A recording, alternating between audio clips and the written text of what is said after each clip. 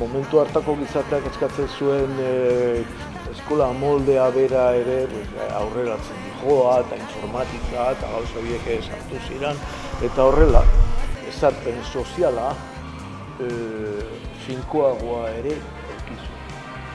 Lehen bazuen, eta ordutik aurrera ere bai, eta badu gaur egun ere, eta bada eskola bat, finkatuta dagoena, eta jarraitzen duena bere antzinako buruarekin. Urte bete lanian egon, preparatzen, eta ikusi ezunien ze urten da gaizki eta ze urten da ondo, eta zen mejoratu like, ez dago besterik. Hori, egin marko litzeke errepika hondik denbora epizikaten. Adorea, edatu inzan bakoitzak garbi zeukalako eginen batzuela.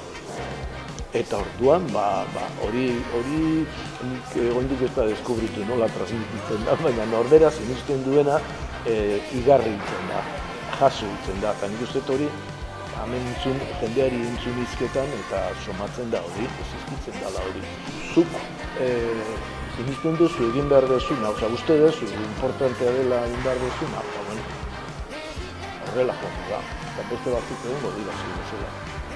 Basuek ere itzeko ilusio handiak inda ondaterako da. Bai. Elkarrekin Euskara